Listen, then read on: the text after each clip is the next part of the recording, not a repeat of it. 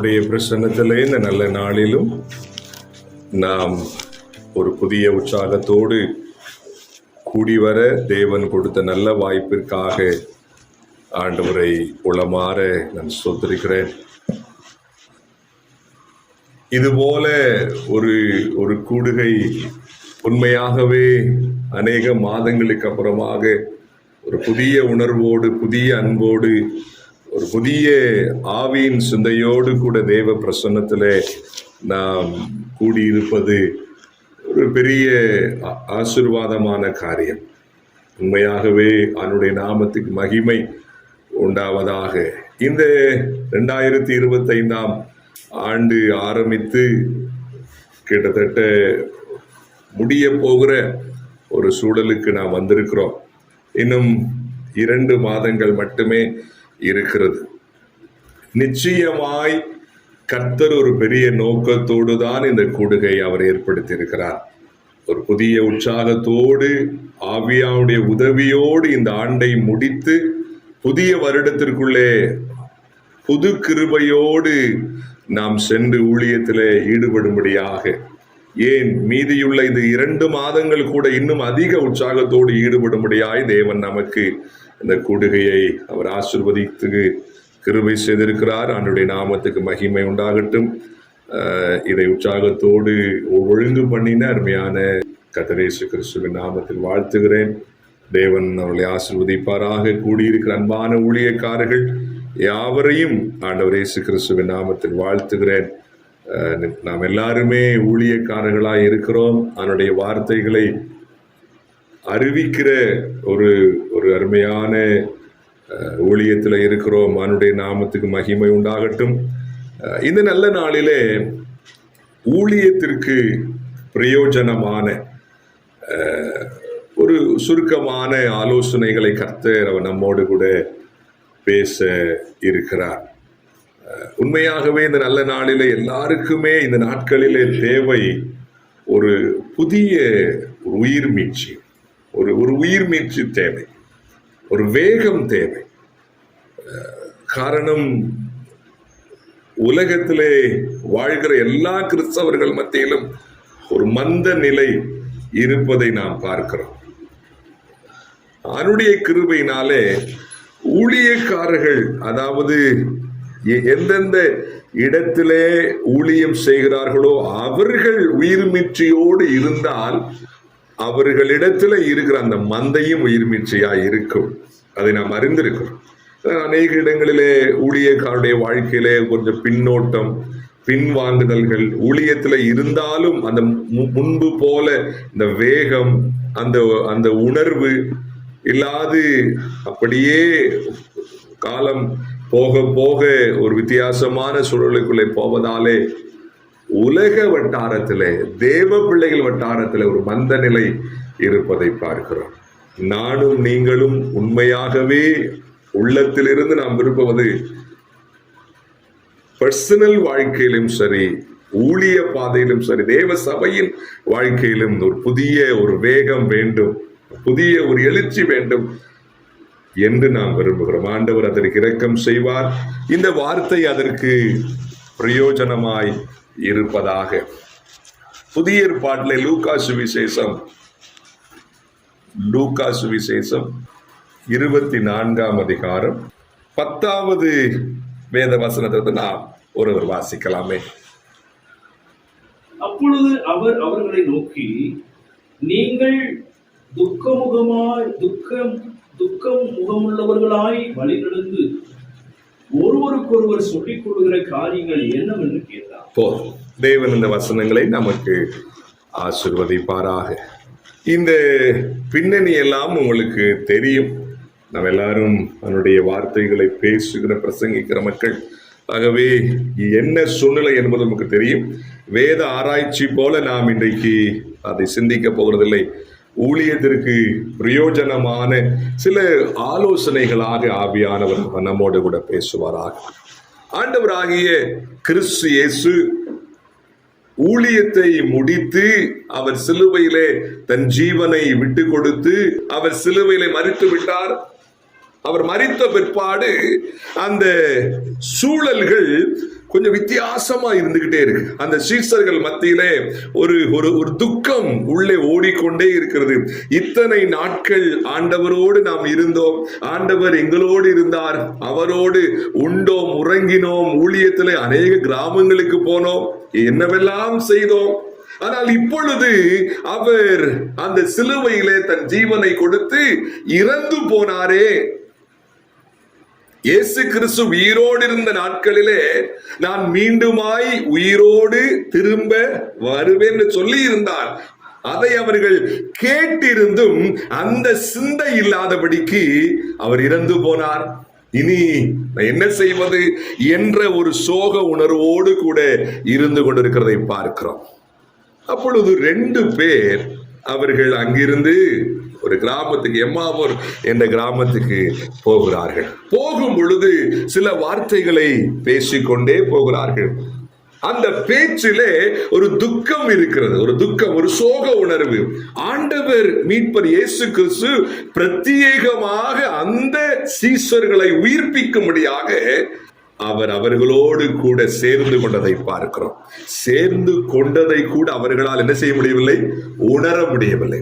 அப்ப அந்த 2 பேரு பேசிக்கிட்டே வர்றாங்க. பேசிக்கிட்டே வர்றத ஆண்டவருக்கு என்ன கேட்கிறார்? அப்பொழுது அவர் அவர்களை நோக்கி, நீங்கள் துக்க முகம் உள்ளவர்களாய் வழி நடந்து ஒருவருக்கொருவர் சொல்லிக் கொள்ளுகிற காரியங்கள் என்ன?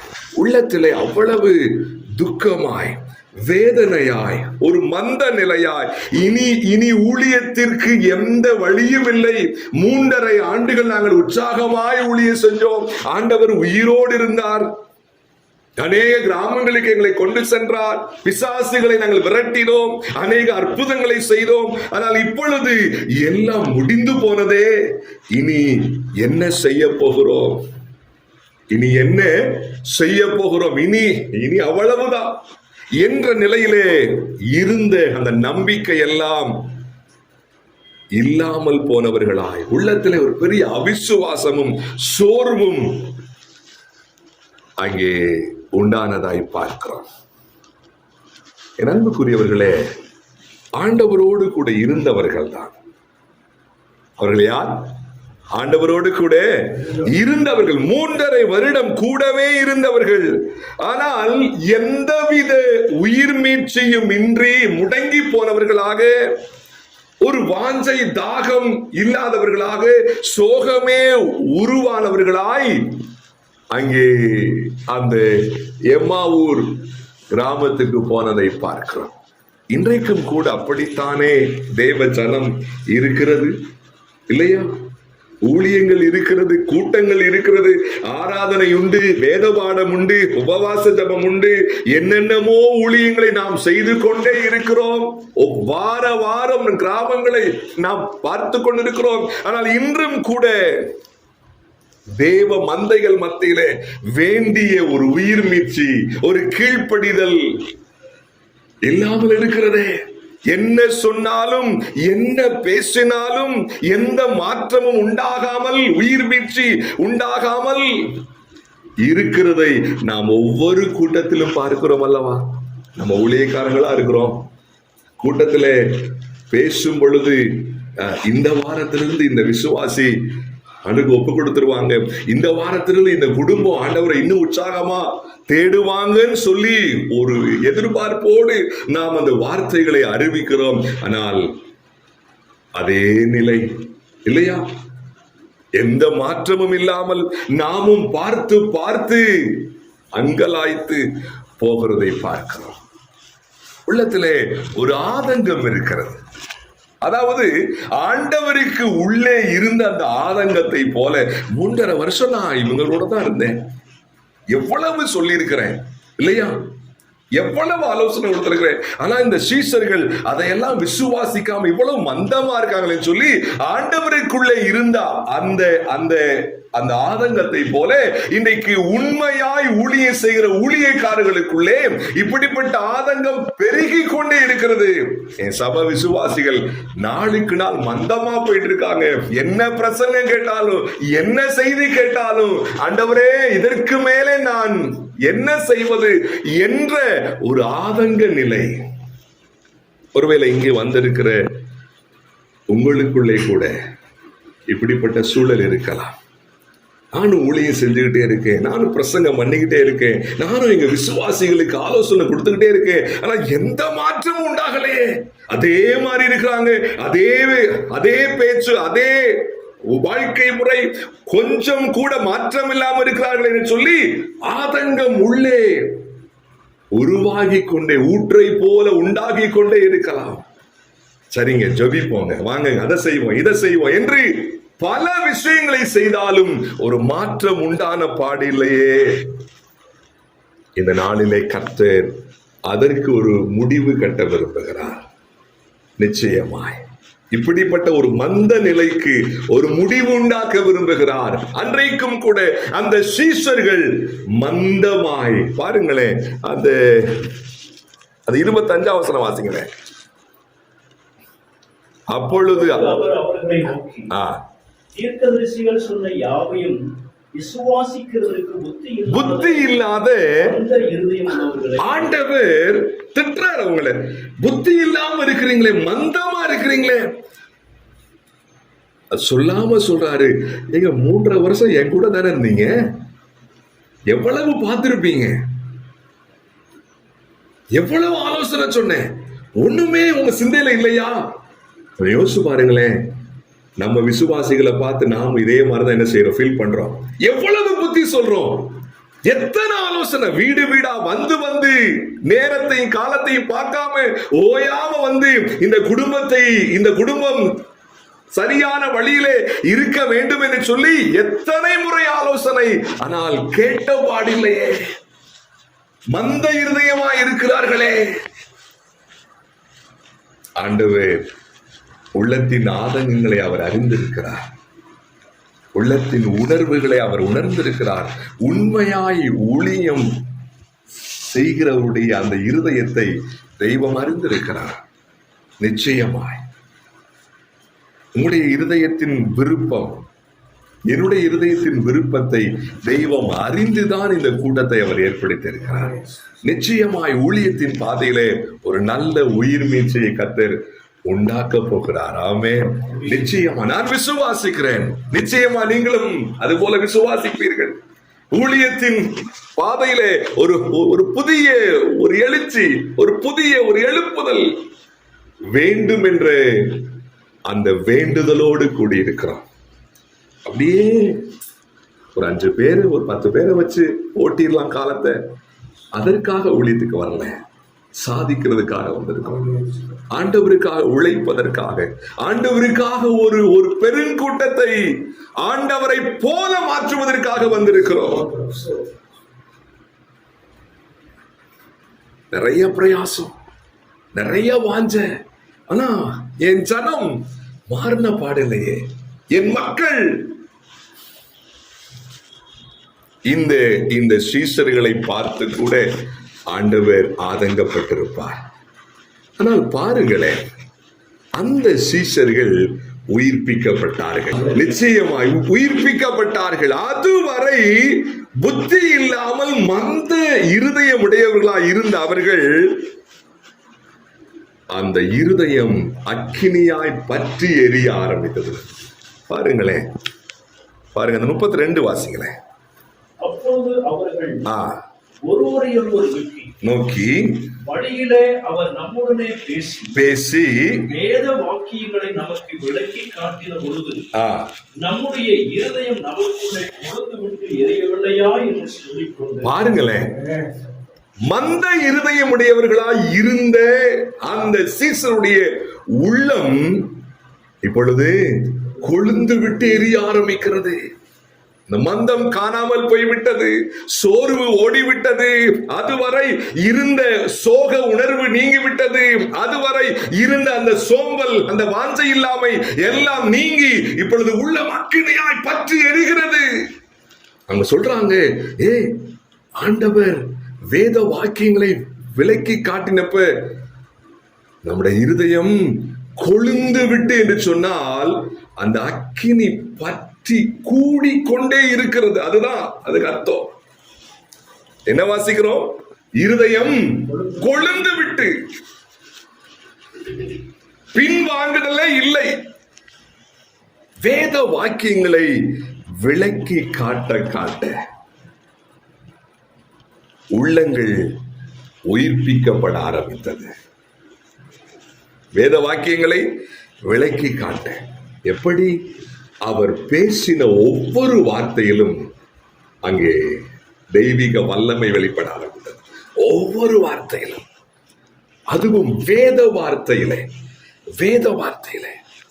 ஆண்டவர் அந்த மக்களோடு ஆவியாவுடைய உதவியோடு தெளிவாய் பேச ஆரம்பித்ததும் அந்த வார்த்தைகள் ஒவ்வொன்றிலும் தேவ வல்லமை, தேவ கிரியை, ஆவியாவுடைய அசைவாடுதல் உண்டாக ஆரம்பித்தது. அவர் ஆரம்பத்திலே பேசின வார்த்தையை விட போக போக அந்த வேத வாக்கியங்களை விளக்கி காட்டும் பொழுது அந்த ஒவ்வொரு வார்த்தையிலும் ஆவியாவுடைய மகா பெரிய வல்லமை கிரியை செய்ய ஆரம்பித்தது. அன்புக்குரியவர்களே, அநேக வேளைகளிலே பிரசங்கம் பண்றோம், செய்தி எடுக்கிறோம், தியானம் கொடுக்கிறோம், ரொம்ப நாளா பண்ணிக்கிட்டு இருக்கோம் இல்லையா? ஊழியத்தின் ஆரம்ப காலத்துல இருந்து இந்நாள் வரைக்கும் நாம் பேசின அந்த செய்திகளை எல்லாம் எண்ணி பார்த்தால் ஆயிரக்கணக்கில் இருக்கும். கண்டிப்பா, ஆமாவா இல்லையா? ஆயிரக்கணக்கில் இருக்கும். போனது போகட்டும். இனி பேசுகிற ஒரு வார்த்தையிலும் ஆவியாவுடைய வல்லமை வேண்டும், ஆவியாவுடைய கிரியை வேண்டும். ஒவ்வொரு வார்த்தையிலும் ஆவியாவுடைய கிரியை இருந்தால்தான் கேட்கிறவருடைய உள்ளம் என்ன செய்யும்? பற்றி எரியும். உடனே ஒப்பு கொடுப்பான், உடனே அழுவார்கள், உடனே ஆண்டவரை தேட ஒரு புதிய ஒரு தீர்மானத்துக்குள்ள வருவார்கள், உடனே ஒரு பெரிய சாட்சி உண்டாகும். அவர் பேசின பொழுது உள்ளம் அக்கினியாய் பற்றி எரிந்ததே.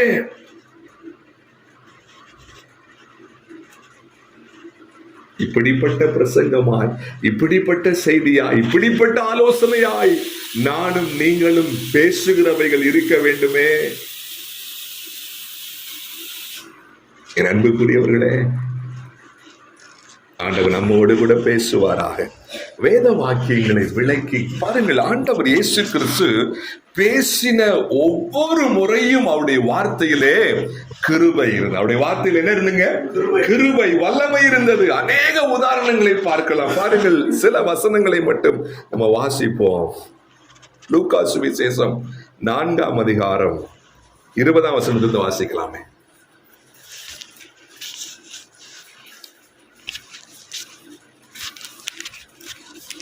வாசித்து புஸ்தகத்தை சுருட்டி வாசிக்கலாம். வழிவடைக்காரரிடத்தில் கொடுத்து உட்கார்ந்தார்.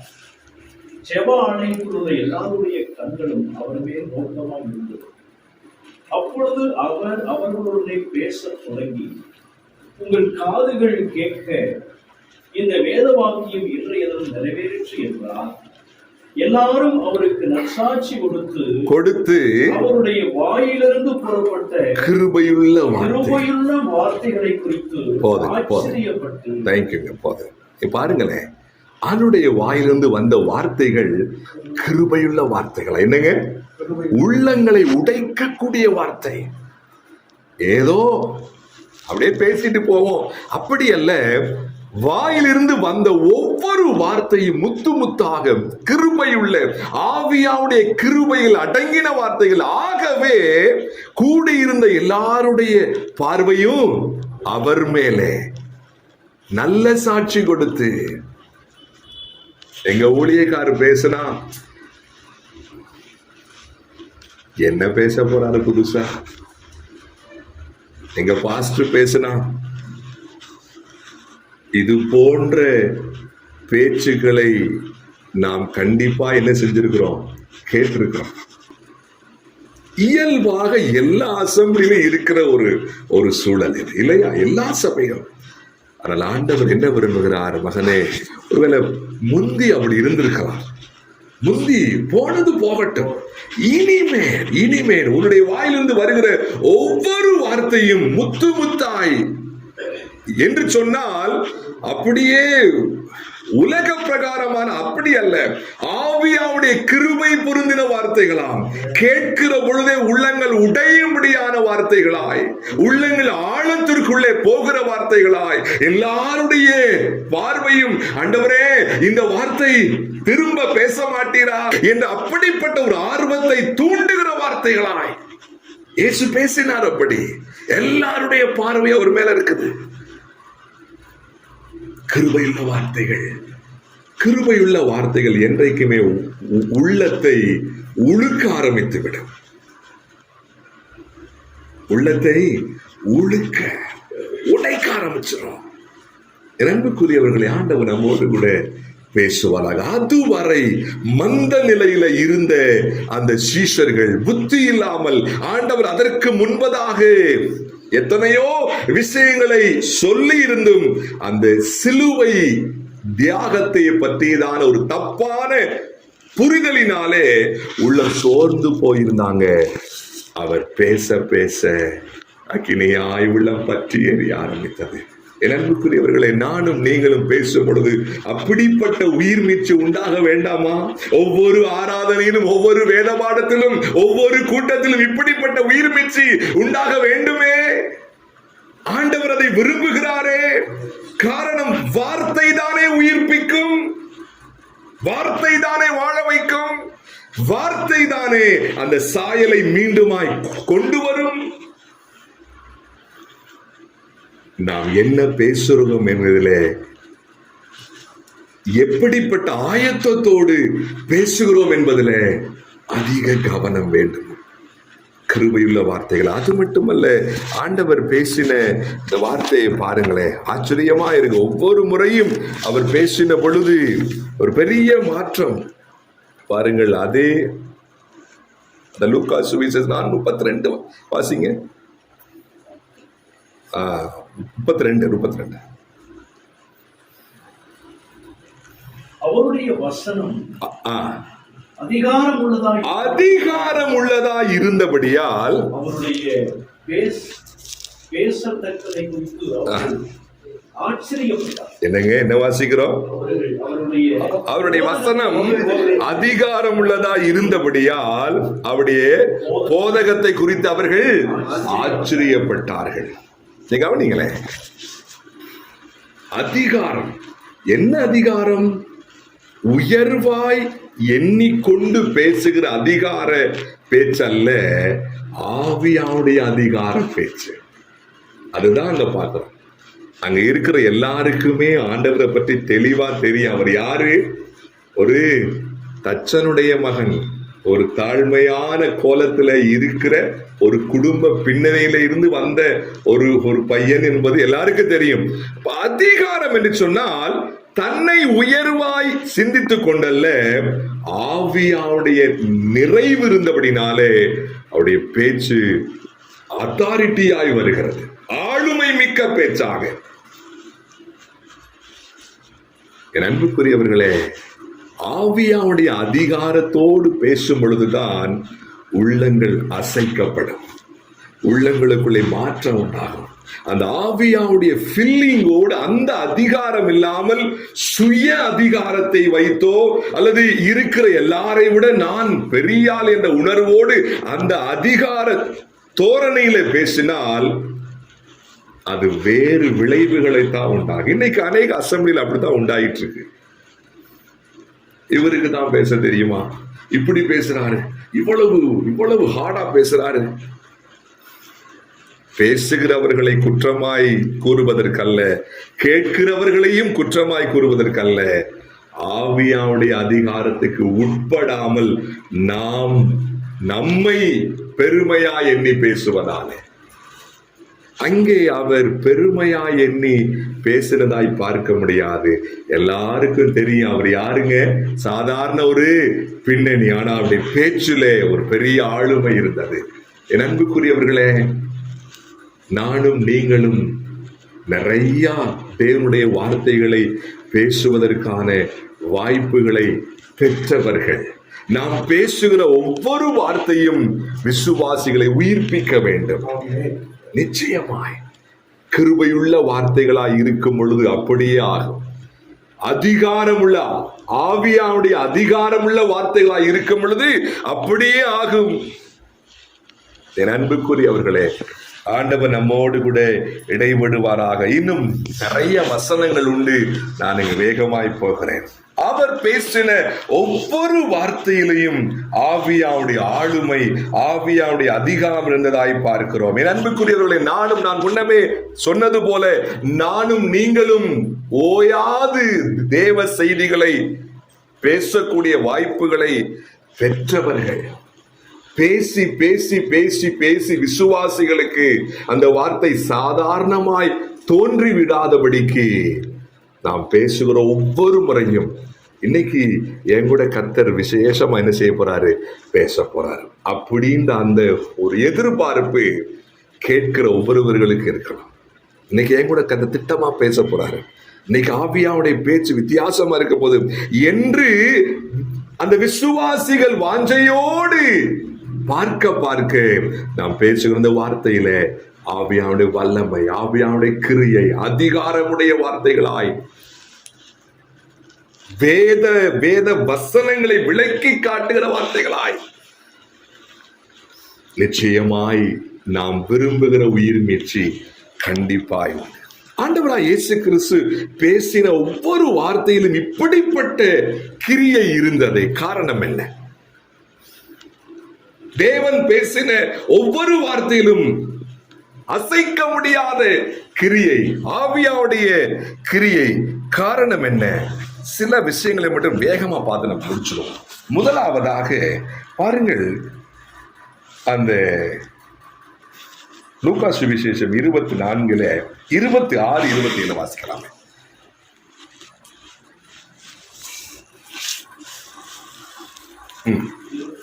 ஆறுல இருந்து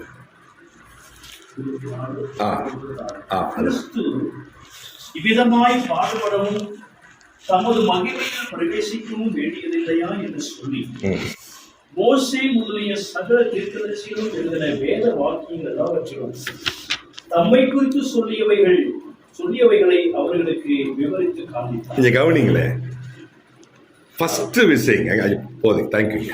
ஃபர்ஸ்ட் விஷயம், அவருடைய வார்த்தை ஒவ்வொன்றிலும் ஒரு விசேஷ வல்லமை இருப்பதற்கான காரணம் என்ன?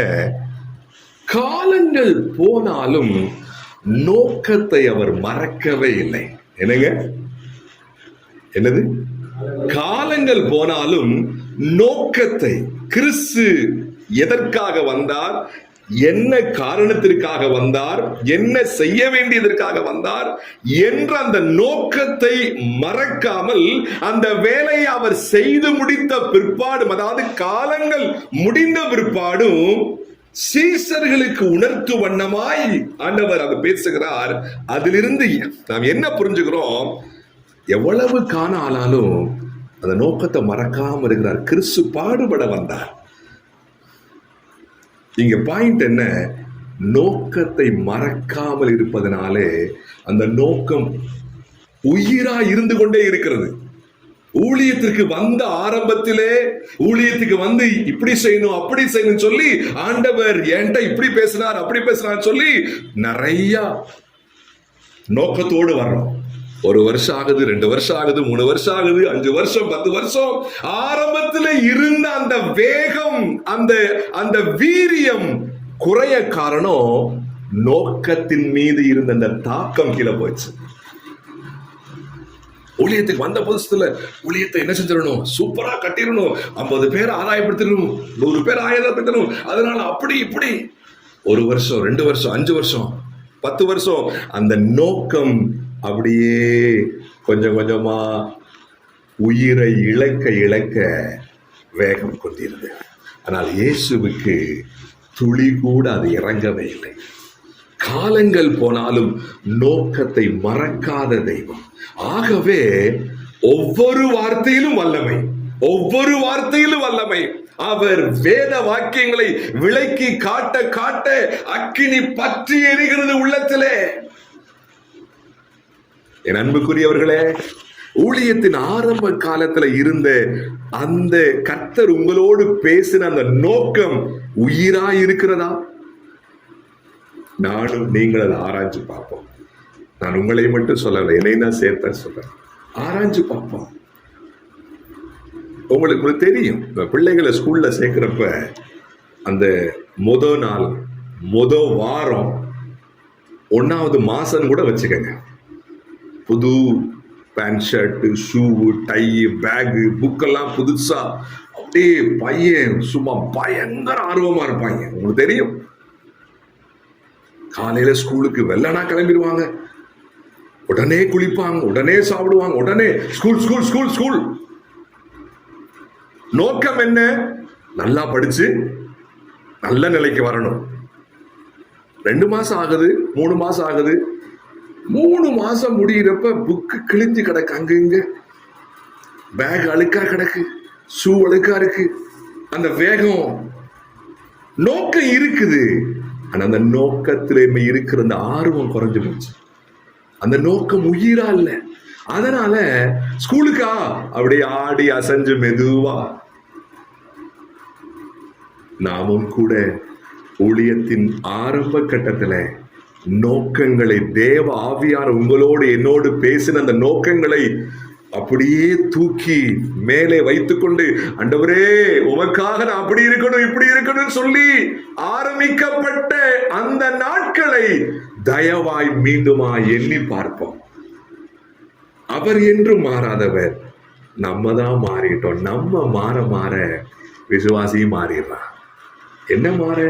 தோற்றத்துல மாற்றம் இல்ல, நோக்கத்தினுடைய வீரியம் கீழே போயிடுச்சு. எதுக்காக வந்தோம்? யாருக்காக வந்தோம்? என்ன கோல் வைத்துக் கொண்டு வந்தோம்? அதெல்லாம் ஆரம்பத்துல வேகமா இருந்தது. இந்த சூழ்நிலைகளாலே பாதிக்கப்பட்டவர்களாக குடும்பம், பிள்ளைகள், பிரச்சனை, அது இதுன்னு சொல்லி எல்லாம் மொத்தமாய் அழுத்த, அப்படியே இயேசுவுக்கு உண்டாகாத சோதனையா? ஆனால் அவர் நோக்கத்திலிருந்து பின்வாங்கவே இல்லை, இல்லையா? அவர் பின்வாங்கவே இல்லை. என் அன்புக்குரியவர்களே, உங்களுடைய என்னுடைய வார்த்தை, ஒவ்வொரு வார்த்தையும் அக்கினி ஜுவாலையாய் அது உள்ளங்களுக்குள்ளே கிரியை செய்ய வேண்டும் என்று சொன்னால், தெய்வம் உள்ளே வைத்த அந்த நோக்கத்திற்கு உயிர் கொடுங்கள். முதலாவது உயிர் கொடுங்க. அந்த அந்த நோக்கத்திலே தீயை பற்ற வையுங்கள். ஆவியானவர் என்ற அந்த அக்கினியை பற்ற வையுங்கள். அந்த நோக்கம் உயிராய் இருக்கட்டும். அந்த நோக்கத்தையே பேசிக் கொண்டிருப்போம், அந்த நோக்கத்தையே சிந்திப்போம், அந்த நோக்கத்தையே இடைவிடாமல் தியானிப்போம். ஆண்டவரே, எதற்காக என்னை அழைத்தீரோ என்னை பயன்படுத்துங்க, என்னை பயன்படுத்துங்க. என் வாயின் வார்த்தைகள் ஆண்டவரே கிருபையுள்ள வார்த்தைகளாய், அதிகாரமுள்ள வார்த்தைகளாய் மாறுவதற்கு எதுவாக உள்ளே வைத்த அந்த நோக்கம் உயிராயிருக்கட்டும். ஆண்டவரே, அவர் ஜெபத்தை கேட்கிறவர்.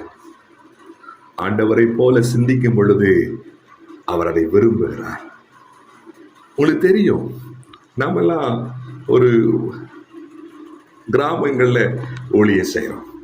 பெரிய பெரிய ஊழியக்காரர்கள் என்ற போர்வையில இருக்கிறவங்க நீங்க பார்த்திருப்பீங்க. அவர்கள் எல்லாம் எல்லாரும் இல்ல, சிலர் ஊழியத்தை ஆரம்பிக்கும் பொழுது அருமையான நோக்கத்தோடு ஆரம்பித்தவர்கள் காலங்கள் போக போக உலகத்தின் பார்வை அதிகமாகி விடுகிறது. பணம் சேர்க்கணும், அப்படி செய்யணும், இப்படி செய்யணும், அந்த பிளான் பண்ணணும், இது செய்யணும், அப்படியே அதை விட்டு என்ன செஞ்சிடறாங்க, அந்த பாதையை விட்டு அப்படியே விலகிடுறாங்க. எனக்கு உங்களுக்கு இதெல்லாம் ஒரு பெரிய பாடம் இல்லையா? ஒவ்வொரு வார்த்தையிலையும் ஆவியாவுடைய கிரியை வேண்டும் என்று சொன்னால் நோக்கத்திற்கு உயிரூட்டி கொண்டே இருக்க வேண்டும். நோக்கத்திற்கு. அது மட்டுமல்ல, பாருங்களேன், அந்த அநேக வேத வசனங்கள் உண்டு. 1-2 வசனத்தை மட்டும். மார்க்கு சுவிசேஷம் 6:46 ஜெபம் பண்ணும்படி ஒரு மலையின் மேல் ஏறினார். இங்க கவனிங்களேன், இது போல ஏகப்பட்ட வசனங்கள் உண்டு, உங்களுக்கு தெரியும். 2வது காரணம், பிதாவோடு அவர் காட்டின இன்டிமசி, நெருக்கம். பிதாவோடு காட்டின நெருக்கம். அவர் கிறிஸ்து இயேசு பேசின அந்த வார்த்தைகளிலே ஆவியாவுடைய கிரியை இருப்பதற்கான 2வது காரணம், பிதாவோடு அவர் அதிகமாய் நெருங்கி நாம் புரிந்து கொள்ளுகிற வார்த்தையிலே சொல்ல வேண்டும் என்று சொன்னால் ஜெப வாழ்க்கை. அவ்வளவு, வேற ஒன்று என்னங்க அது? ஜெப வாழ்க்கை. உங்களுக்கு தெரியும், நீங்க எல்லாம் ஊழியக்காரங்க, ஆரம்பத்தில் இருந்த அந்த அந்த ஜெப தாகம் இயற்கையாகவே காலங்கள் போக போக அது என்ன செஞ்சிருக்கும்? அப்படியே கீழே போயிருக்கும். ஆனா இயேசுவுக்கு குறையவே இல்லை. இயேசுவுக்கு அவருடைய வார்த்தையிலும் அது வந்தது, அவருடைய கிரியையிலும். ஒவ்வொரு முறையும் ஊழியத்தை முடிச்சுட்டோ அல்லது முன்னதாகவோ இரவெல்லாம் ஆண்டவர்கிட்ட பேச போயிடுவாரு. அதிகாலையில் இருட்டோட எழுந்து போயிடுவாரு. இந்த வனாந்திரத்துக்கு ஓயாம போயிடுவாரு. பிதாவோடு அவர் அதிக ஒரு ஒரு ஒரு நெருக்கத்தை காட்டினபடினாலே ஊழியத்துல பயங்கர வல்லமைங்க. ஊழியத்துல பயங்கர வல்லமை. அவர் பேசுகிற வார்த்தைக்கு யாரும் ஆப்போசிட்டா நிக்கவே முடியல. ஊழியக்காரன் உங்களுக்கு எனக்கு இதெல்லாம் நல்ல பாடம். ஆண்டவருடைய பிரசன்னத்துல எவ்வளவு நேரம் இருக்கிறோமோ அவ்வளவு வல்லமையை பெற்றுக் கொள்ள முடியும். அவ்வளவு வல்லமைய முன்பு போல அந்த அந்த வீரியம் இல்லாமல் ஆண்டவர் நம்மோடு கூட பேசுவாராக. இன்னும் நிறைய உதாரணங்கள் உண்டு. அடுத்ததாக நான் போகிறேன். அந்த அதே வசனங்களிலே வாசிக்கலாமே. லூக்கா சுவிசேஷம் 4ஆம் அதிகாரம் 1 வாசிக்கலாமே.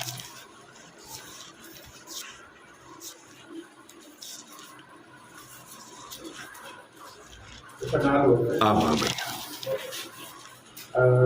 இயேசு பரிசுத்த ஆவியினாலே நிறைந்தவராய் யோர்தானை விட்டு திரும்பி ஆவியானவராலே வனாந்தரத்தில் கொண்டு போகப்பட்டு 40 நாள் பிசாசினால் சோதிக்கப்பட்டார். போதுங்க. உங்களுக்கு எல்லாம் இந்த பின்னணி தெரியும் ஏற்கனவே, அதனால நான் முழு வசனங்களை வாசிக்க வேணாம். 3வது பாயிண்ட் ரொம்ப முக்கியமானது.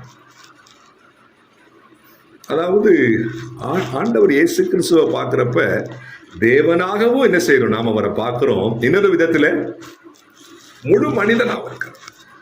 பேசுகிற ஒவ்வொரு வார்த்தையிலும் அவருக்கு இவ்வளவு வல்லமை இருந்ததே, அதிகாரம் இருந்ததே, கிருபை இருந்ததே, உயிர்ப்பிக்கிற வல்லமை இருந்ததே. அதற்கு காரணம் என்ன சொன்னேன்? ஒண்ணு என்னது? உள்ளே இருந்த அந்த நோக்கத்தை உயிரா வச்சிருந்தார். அந்த நோக்கம் கீழே இறங்காம உயிராவே இருந்துச்சு.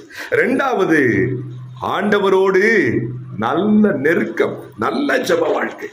3வது முறையான வசன அறிவு. கவனிங்களே, பிசாசு அவரை சோதிக்கும்படி இழுத்துட்டு போறான். பிசாசு சோதிக்கும்படி இழுத்துட்டு போன உடனே அவர் ஆய்வுன்னு அதை இதையும் பேசாம, அதுவும் பிசாசு ரொம்ப ட்ரிக்கா பேசுறான். வேதத்திலிருந்தே அவருக்கு என்ன செய்யறான்? வேத வசனங்களை வச்சே. அவர் ஒன்னும் வேத வசனத்தை வச்சே நீ என்கிட்ட பேசுறியான்னு சொல்லி வீண் வார்த்தை பேசல. என்ன வசனம் அவன் சொல்றானோ அதுக்கு எது சூட்டோ சரியா சொல்லி அடிக்கிறார். இதுக்கு வசன அறிவு இருந்தா தான் சாத்தியம். இதுக்கு என்ன வேணும்? நீ கவனிங்களேன். அறிவு இருமாப்பை உண்டாக்குன்னு வாசிக்கிறோம். என்னங்க?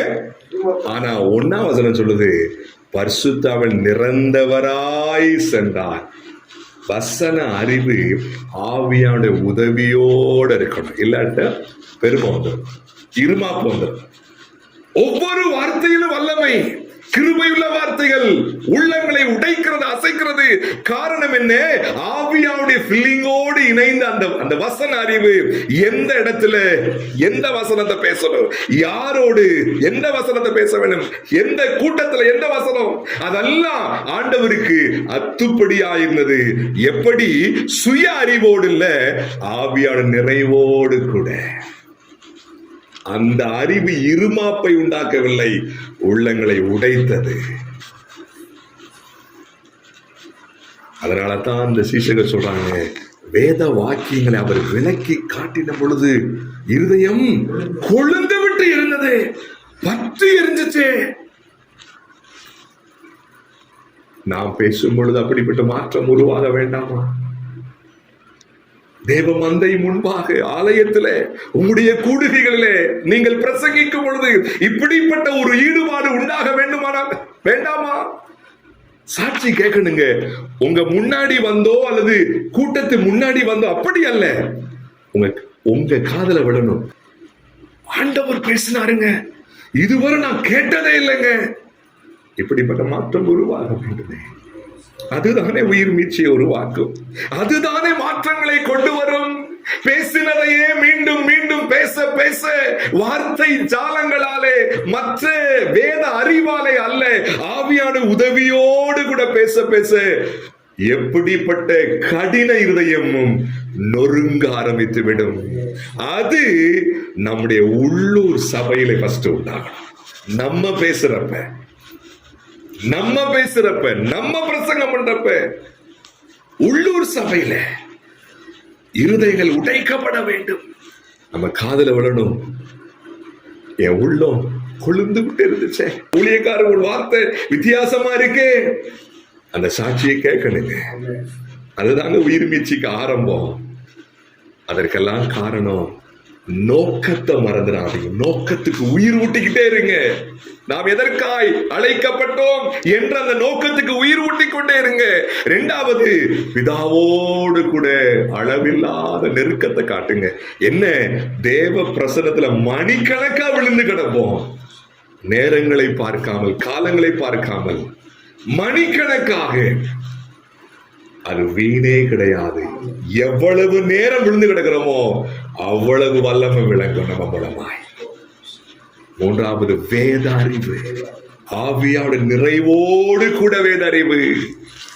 வேத அறிவு என கண்பானவர்கள், ஆண்டவர் நம்மோடு கூட பேசுவாராக. இறுதியாக எபிரேயர் புஸ்தகம் 5ஆம் அதிகாரம் 8ஆம் வசனம். அவர் குமாரனாய் இருந்தும் பட்ட பாடுகளினாலே கீழ்ப்படிதலை கற்றுக்கொண்டார். ஆண்டவர் நம்மோடு கூட பேசுவார். நான் முடிச்சிட்டேன், அவ்வளவுதான். அவர் குமாரன் தான். அவர் யாருங்க? பெரிய கடவுள், எல்லாவற்றையும் உண்டாக்கி ஆளுகை செய்கிறவர். ஆனாலும் அவர் பூமியில் இருந்த நாட்களிலே கீழ்ப்படிதலை கற்றுக்கொண்டார். கீழ்ப்படுகிற குணம் இருந்துச்சா? யாருக்குங்க? ராஜாதி ராஜா தேவ ஊழியர்களுக்கெல்லாம் ஊழியரான அவருக்கு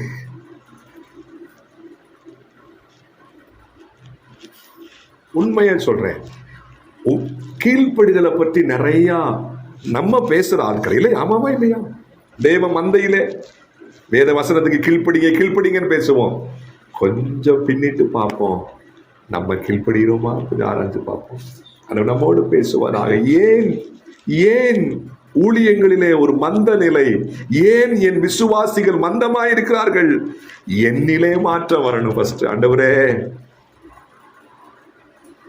இன்னைக்கு கீழ்ப்படுதலுக்கு மாறாக ஏன் ஆண்டவர் இப்படி விட்டுட்டார் என்னைய? அந்த ஊழியக்காரனோடு ஈக்கல் படுத்தி இவரோடு கொஞ்சம் ஒப்பிட்டு பார்த்து, அவங்களாம் அப்படி வந்தா இவ்வளவு, நான் இப்படி இருக்கேன். விசுவாசிகளுக்கு தெளிவாய் போதிக்கிற நாம் எப்படி இருக்கோம்னு பார்க்கணும்ல. கீழ்ப்படிதல் வேண்டாமா? நம்ம பிரசங்கம் பண்ற அந்த வார்த்தைக்கு நம்ம ஃபர்ஸ்ட் கீழ்ப்படிய. நான் யாரையும் தாழ்த்தி பேசல, பிறர் பேசும் பொழுது அல்ல, நம்ம பேசுற வார்த்தைக்கு நம்ம கீழ்ப்படியுமே ஃபர்ஸ்ட். அவர் குமாரனாயிருந்தும் பட்ட பாடுகளான சூழ்நிலைகள், அந்த சூழல்கள் ஆண்டவரை கீழ்ப்படிய கூடிய ஒரு கிருபையை கொடுத்தது. இன்றைக்கு நாம் சூழ்நிலைகளுக்குள்ளே போகும் பொழுது, இக்கட்டுகளுக்குள்ளே, வியாதிகளுக்குள்ளே போகும் பொழுது ஆண்டவரை அதிகமாய் தேடக்கூடிய உணர்வு உண்டாகிறது அல்லவா? கீழ்ப்படிதல் எனக்கும் உங்களுக்கும் செஞ்சு பார்ப்போமே. இங்கே உண்டாகிற மாற்றம், இங்கே உண்டாகிற அந்த தீப்பொறி கண்டிப்பா அங்க ஆரம்பிச்சிரு விசுவாசிகளுக்குள்ளே. அதான் உண்மைங்க. உங்களுக்கு தெரியும், ஒரு மேய்ப்பன் எந்த வழியை போறானோ பின்னாடியே ஆடுகள் வரும் இல்லையா? மேய்ப்பன் அங்க நிக்கிறாரா, ஆடு நின்றும். மேய்ப்பே உட்கார்றாரா, ஆடு உட்கார்ந்துடும். மேய்ப்பே ஸ்லோவா போறாரா, ஆடுகளும் ஸ்லோவா போகும். மேய்ப்பே ஓடுறாரா, ஆடுகளும் பின்னாடியே ஓடி வரும். மேய்ப்பே தாண்டாரா, ஆடுகளும் அதே மாதிரி செய்யும். என்ன இதுல இருக்கிற பாடம்? மேய்ப்பை எப்படி அப்படியே விசுவாசி. இங்கே கீழ்ப்படுதிருந்தால் அங்கே கீழ்ப்படுதல். அழகாய் வாசிக்கிறத வாசிங்க திரும்ப. அவர் குமாரனாயிருந்தும் பட்ட பாடுகளினால் கீழ்ப்படிதலை கற்றுக்கொண்டார். என்னங்க கீழ்ப்படிதல். இங்க கவனிங்களேன், ஆச்சரியமா இருக்கு. கீழ்ப்படிந்தார் என்றல்ல, கீழ்ப்படிதலை கற்று, லேர்னிங் ப்ராசஸ். உண்மையாங்க போதிக்கிறவங்களுக்கு உண்மை, அதாவது உண்மை உணர்வோடு போதிக்கிறவர்களுக்கு லேர்னிங்கான ஆர்வம் இருக்கும். நான் எதையாவது என்ன செய்யணும், கற்றுக்கொள்ளணும்னு உணர்வு இருக்கும். எல்லாமே எனக்கு தெரியும்னு அந்த உணர்வு இருக்கிறவங்களுக்கு அவங்களுக்கு என்ன இருக்காது, லேர்ன் பண்ற உணர்வு இருக்காது. ஆனால் அவர் குமாரனாய் இருந்தும் இதெல்லாம் சேர்த்து தான் அவருடைய வார்த்தையில வல்லமை, அவருடைய வார்த்தையில அதிகாரம், அவருடைய வார்த்தையில கிருபை, அவர் பேசும் பொழுது எல்லாருடைய பார்வையும் அவர் மேல இருந்துச்சான். அவர் மேல நோக்கமா இருந்தது. நல்ல சாட்சியை கொடுத்தாங்கன்னு வாசிக்கிறோம். அதே எழுப்புதல் என்னுடைய உம்முடைய கூடுகைகளிலே, மந்தையிலே உண்டாக கர்த்தர் விரும்புகிறார். நாம் பேசுகின்ற ஒவ்வொரு வார்த்தையிலும், அது செய்தியோ, பிரசங்கமோ, தியானமோ, ஆலோசனையோ, எங்க ஊழியக்கார் 2 வார்த்தை பேசினாலும் போதும், ஒரு மாற்றத்தை உண்டாக்கிரும். அப்படிப்பட்ட சாட்சி நம்ம மந்தையிலிருந்து கேட்கணும். உயிர் மீட்சி உண்டாகும், எழுப்புதல் உண்டாகும். ஆண்டவர் நமக்கு இரக்கம் செய்வாராக. அவருடைய நாமத்துக்கு மகிமை உண்டாவதாக. ஆமென்.